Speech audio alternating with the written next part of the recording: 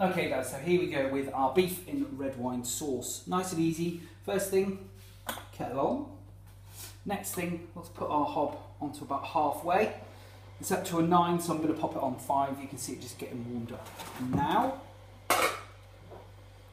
oil, half of that in. Literally a tablespoon if that.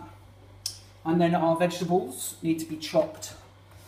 Everything that you chop needs to kind of be cut about the same size so it all cooks together. I put a couple of small potatoes here. We're then going to chop our carrots, again about the same size pieces. This is of course what I don't want to cut myself in front of all of you YouTube viewers. That would be hilarious, I'm sure. Fail army and all that. Onions as well, the same. Let's give it about 3 cuts here and then into segments. As you can see, they're all going to be around the same sort of size as our other veg.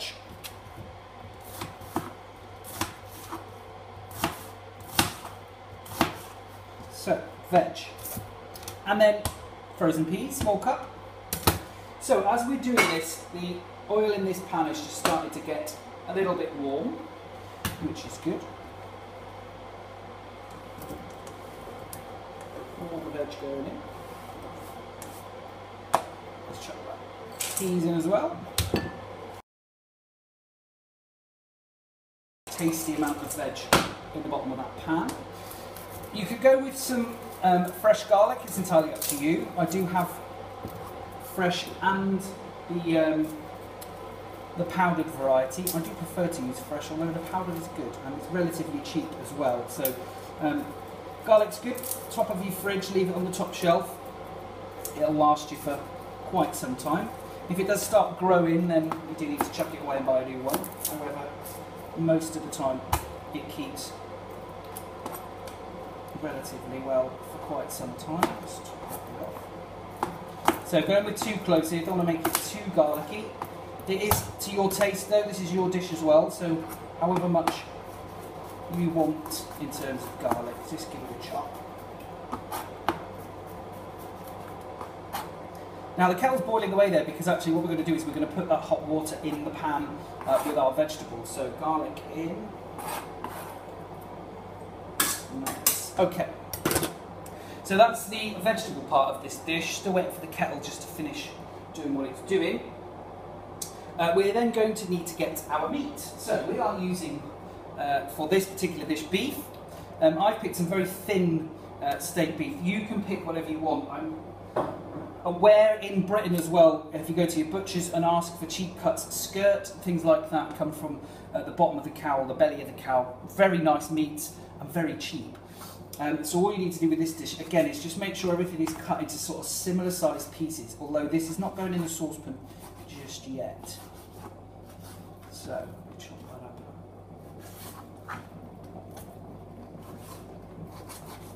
into nice sized pieces. You'll notice there's not much fat on this, so it's nice and lean as well. For those of you watching your weight, this is very low fat, this dish. There's very little oil. I only put a tiny bit in the bottom of the saucepan, and I'm only going to use a little bit in the bottom of our frying pan.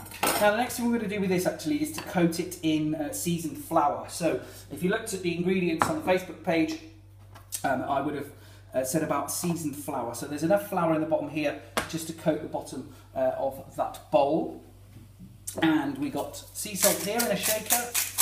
You can use normal salt if you want to. And plenty of black pepper. Absolutely lovely. Give it a bit of a mix up. Now what we need to do with this is get the beef nice and coated. So coat the beef, give it a shake off. The reasons for this will become apparent. It's always great to have a beef dish like this with coated in flour.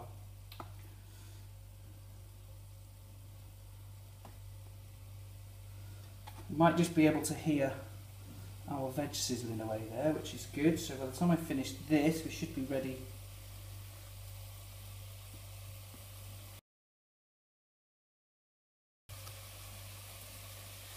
So meat is looking good. You can hear the sizzling of our veggies in here. Just give that a little bit of a shake. And then some water. You don't need to put too much in, just enough to cover the vegetables. You don't want to fill this pan up. So literally just enough to cover the vegetables. That's looking very good. Okay.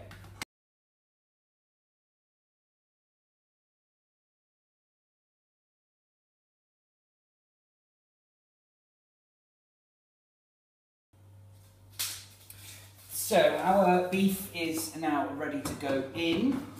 Just move that out of the way so that you can see what's going on in the pan. Spatula is a good idea. So, carefully pop your seasoned floured beef in the pan. Now what I'm telling you is going to happen here is your beef will look like it's sticking to the bottom. That's not a bad thing. There's oil in there, but we do kind of want it to stick to the bottom because all the frying bits are actually going to make this really, really full of flavour. Now, the urge here is to start moving this around. Leave it to do its thing for a couple of seconds, maybe 30 seconds to a minute. Just let that beef brown on one side.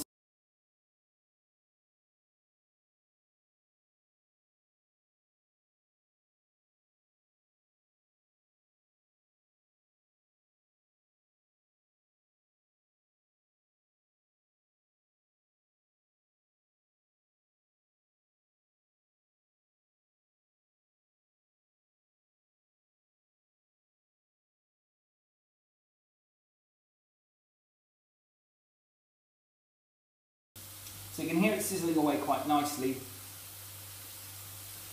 It's a good sound. So we've let that go for a little while. So there we go. We've got some catching on the bottom there, as you can see. This is the fun bit now. What we're going to do is add our wine.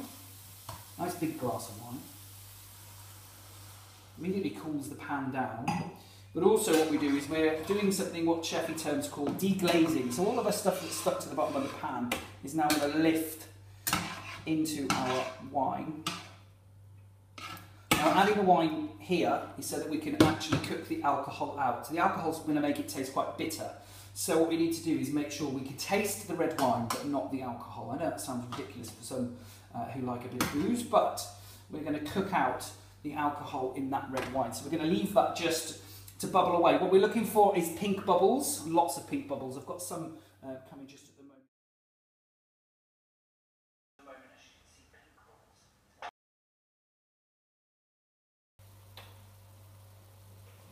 So we've got pink bubbles coming up now, as you can see in the pan. So this is the alcohol that's cooking out of this.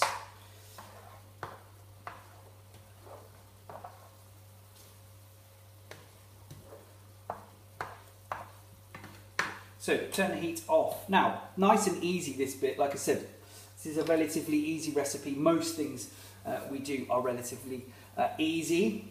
Chicken stock. I'm going to get beaten by chicken stock cubes now.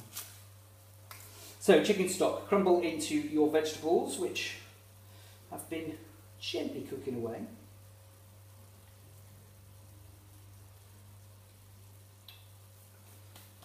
Stock, and then literally this whole pan is going in. All the good stuff there as well is going in.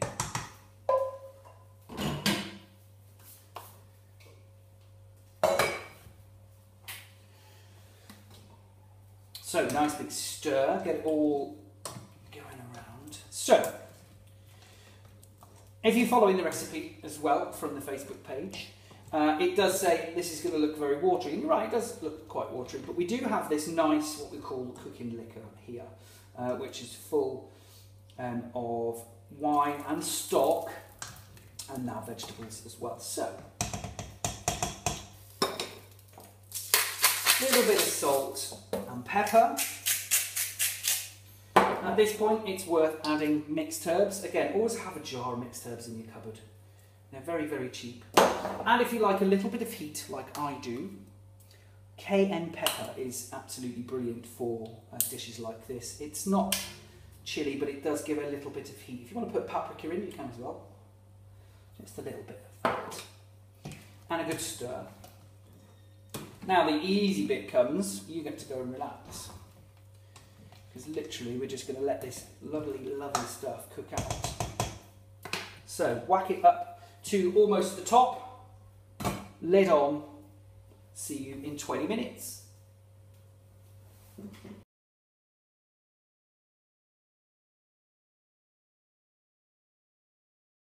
Okay, 20 minutes or so has passed and this is bubbling away beautifully. Quick stir, oh look at that. Now, if at this point you have got all this lovely stuff and it's not quite as thick as you want it to be, like I said, this is your dish, it's as thick as you want it to be. You do, however, want a nice thick gravy like this, just so it coats the back of the spoon. That is looking absolutely perfect, in fact.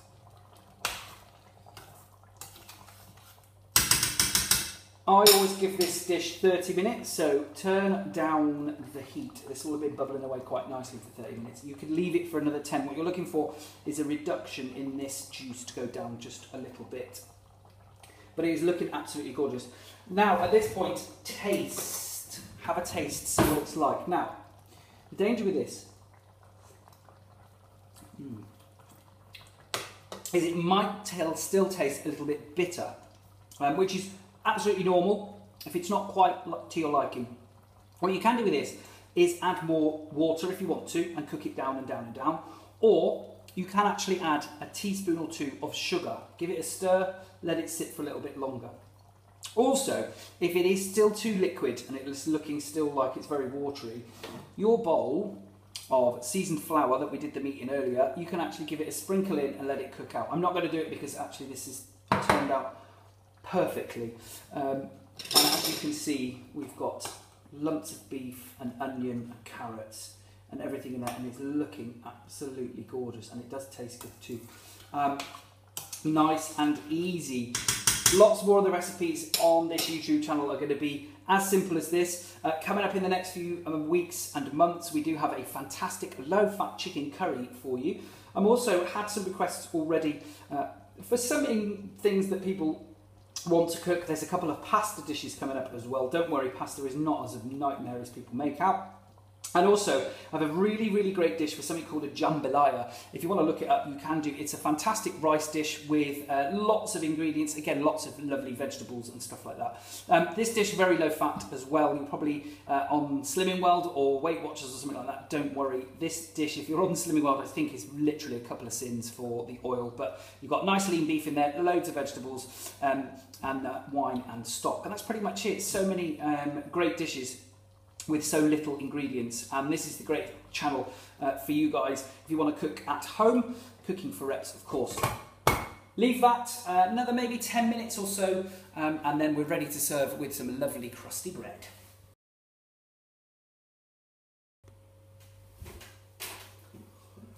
So we are ready to serve this delicious dish that we've prepared, a fantastic loaf of crusty bread. What a nice, big, thick slices of fantastic crusty bread. And then we're ready for the bowl.